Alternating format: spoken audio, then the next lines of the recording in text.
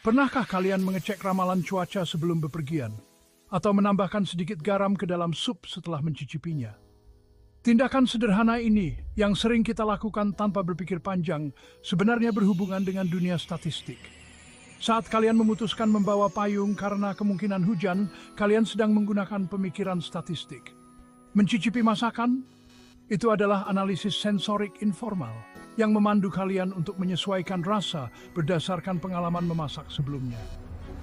Statistik pada intinya adalah tentang memahami dan menafsirkan data untuk membuat keputusan yang tepat. Ini bukan hanya tentang rumus dan grafik yang rumit. Ini adalah cara berpikir mendasar yang meresap dalam kehidupan kita sehari-hari. Kita mengandalkan informasi statistik untuk menghindari macet, memilih penawaran terbaik di supermarket, dan bahkan memutuskan film apa yang akan ditonton berdasarkan peringkat daring. Dari hal yang tampak biasa hingga yang sangat penting, statistik secara diam-diam membentuk pilihan dan persepsi kita. Memahami pengaruh tersembunyi ini adalah langkah pertama untuk menghargai pentingnya data dalam hidup kita. Kementerian Agama, Kemenak di Indonesia, mengemban tanggung jawab yang besar. Kemenak mengawasi berbagai bidang yang kompleks dan beragam, yang memengaruhi kehidupan jutaan orang di seluruh negeri. Inti dari tanggung jawab ini adalah pengelolaan dan pemanfaatan data yang efektif. Selama bertahun-tahun, Kemenak telah membuat kemajuan yang signifikan dalam membangun sistem data yang kuat. Dua contoh utama yang menonjol, EMIS, Sistem Informasi Manajemen Pendidikan, dan SISKOHAT, Sistem Informasi Manajemen Keuangan. Sistem ini menunjukkan komitmen Kemenak untuk memanfaatkan kekuatan data untuk tata kelola dan pelayanan yang lebih baik. EMIS, misalnya, melacak indikator pendidikan penting, memberikan wawasan tentang tren pendaftaran siswa, distribusi guru, dan kebutuhan infrastruktur sekolah. SISKOHAT, di sisi lain, membawa transparansi dan akuntabilitas pada pengelolaan keuangan di kementerian. SISKOHAT melacak alokasi anggaran, pengeluaran, dan pengelolaan aset, memastikan bahwa sumber daya digunakan secara efektif dan bertanggung jawab. Sistem ini, meskipun mengesankan dalam cakupan dan fungsinya, hanyalah puncak gunung es. Sistem ini mewakili komitmen yang lebih besar di Kemenak untuk menerapkan pengambilan keputusan berbasis data dan meningkatkan kehidupan masyarakat Indonesia. Meskipun Kemenak telah membuat kemajuan yang mengesankan dalam pengelolaan data, perjalanan masih jauh dari selesai. Kementerian menghadapi tantangan yang signifikan dalam memastikan keakuratan, keandalan, dan ketepatan waktu data. Dinamika organisasi dengan kompleksitasnya terkadang dapat menghambat kelancaran arus informasi. Keterbatasan sumber daya, baik dari segi pendanaan maupun tenaga ahli, dapat membatasi kemampuan kementerian untuk mengoptimalkan sistem datanya sepenuhnya. Selain itu, memastikan keamanan dan privasi data di dunia yang semakin saling terhubung sangatlah penting. Tantangan-tantangan ini bukannya tidak dapat diatasi, tetapi membutuhkan upaya bersama dari semua pemangku kepentingan. Program peningkatan kapasitas untuk meningkatkan literasi data di antara staf sangatlah penting. Sama pentingnya adalah menumbuhkan budaya yang menghargai data dan mengakui potensinya untuk mendorong perubahan positif. Bagian 4, pahlawan tanpa tanda jasa pionir data yang membentuk masa depan Kemenak. Di balik layar, seringkali tidak dikenal adalah individu-individu yang mendedikasikan karir mereka untuk membangun dan mempertahankan ekosistem data Kemenak. Para pahlawan data ini, dengan komitmen mereka yang tak tergoyahkan terhadap akurasi dan efisiensi, memainkan peran penting dalam memastikan bahwa data diterjemahkan menjadi tindakan yang berarti. Mereka adalah arsitek sistem seperti EMIS dan SISKOHAT, yang terus berupaya meningkatkan fungsionalitas dan beradaptasi dengan kebutuhan yang terus berkembang. Mereka adalah pelatih yang memberdayakan orang lain dengan keterampilan untuk mengumpulkan, menganalisis, dan menafsirkan data secara efektif. Dan mereka adalah advokat yang tak kenal lelah untuk pengambilan keputusan berbasis data di kementerian. Kontribusi mereka, yang seringkali tidak terlihat, adalah fondasi tempat masa depan Kemenak yang digerakkan oleh data dibangun. Dedikasi dan keahlian mereka patut mendapat pengakuan dan dukungan. Bagian 5, data fondasi kebijakan yang tepat dan kemajuan nasional. Data yang akurat dan andal bukan hanya kebutuhan birokrasi, Ini adalah fondasi untuk membangun kebijakan yang efektif dan mengukur kemajuan nasional. Coba bayangkan, tantangan untuk meningkatkan hasil pendidikan bagi siswa di seluruh Indonesia. Tanpa data yang akurat tentang pendaftaran sekolah, kualifikasi guru, dan kinerja siswa, intervensi kebijakan apapun akan seperti menembak dalam kegelapan. Data memberikan wawasan yang dibutuhkan untuk menargetkan intervensi secara efektif, mengalokasikan sumber daya secara efisien, dan melacak kemajuan dari waktu ke waktu. Prinsip yang sama berlaku di semua bidang pemerintahan, dari perawatan kesehatan hingga pembangunan infrastruktur, hingga pengentasan kemiskinan. Berinvestasi dalam sistem data yang kuat dan mendorong budaya literasi data bukan sekadar latihan teknis. Ini adalah keharusan strategis untuk pembangunan nasional. Ketika data dihargai, dianalisis secara ketat, dan digunakan secara bertanggung jawab, data memiliki kekuatan untuk mengubah kehidupan dan mendorong masyarakat maju.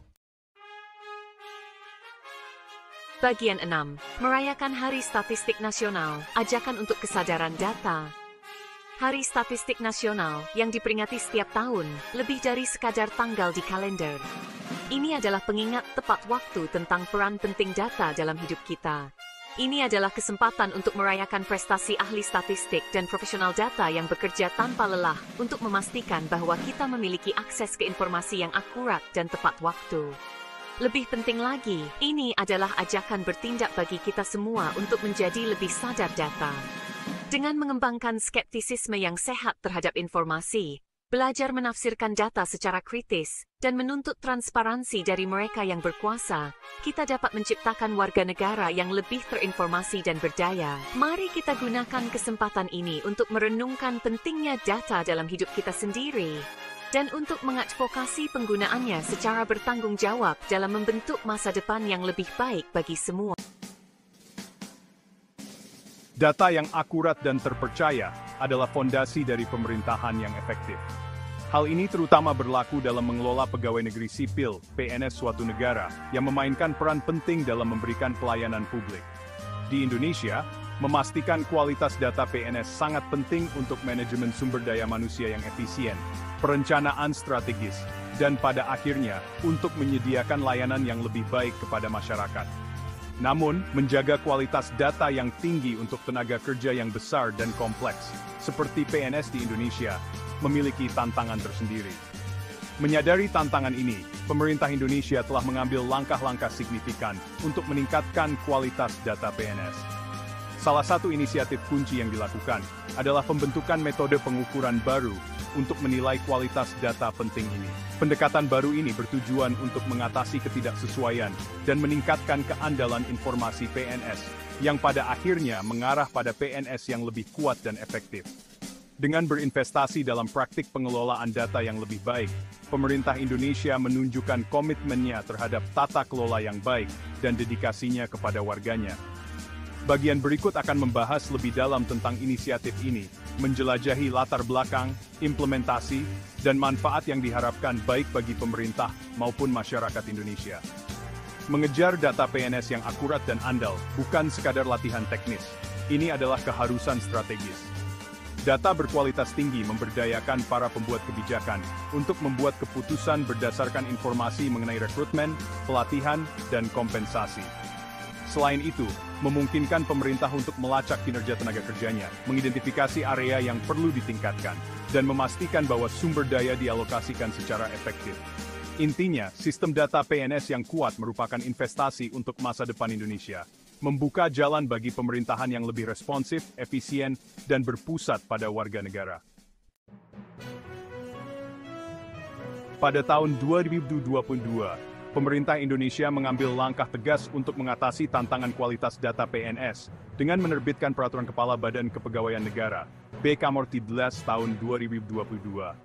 Peraturan ini meletakkan dasar untuk pendekatan yang lebih sistematis dan ketat dalam mengelola dan memelihara data PNS yang akurat. Pada intinya, peraturan tersebut menggarisbawahi pentingnya integritas data, konsistensi, dan keandalan dalam konteks manajemen PNS. Peraturan tersebut mengamanatkan pengembangan dan implementasi sistem standar untuk pengumpulan, penyimpanan, dan verifikasi data. Dengan menetapkan pedoman dan prosedur yang jelas, peraturan tersebut bertujuan untuk meminimalkan perbedaan dan memastikan bahwa semua data PNS akurat, terbaru, dan mudah diakses oleh personel yang berwenang.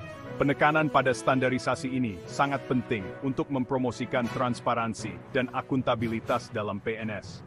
Lebih lanjut, Peraturan BKN Nomor 12 Tahun 2022 menggarisbawahi perlunya pemantauan dan evaluasi kualitas data secara terus-menerus.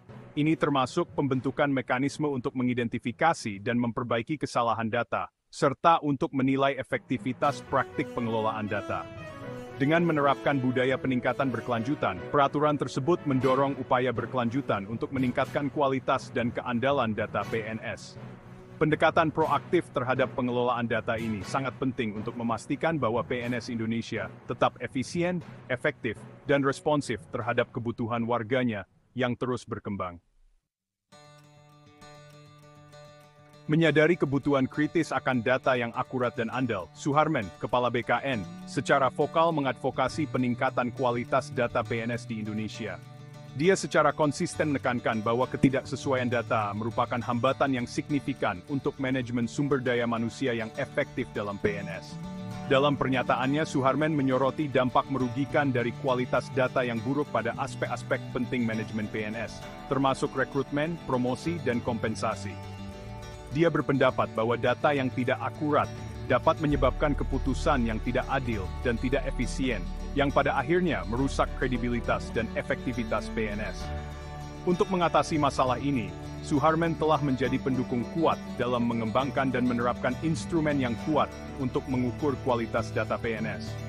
Dia membayangkan sebuah sistem yang memberikan penilaian yang komprehensif dan objektif tentang akurasi, kelengkapan, dan konsistensi data.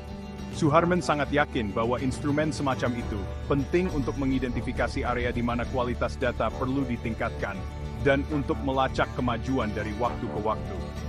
Dengan menyoroti masalah kualitas data, instrumen ini diharapkan dapat memfasilitasi intervensi yang ditargetkan dan mendorong peningkatan berkelanjutan dalam praktik pengelolaan data PNS.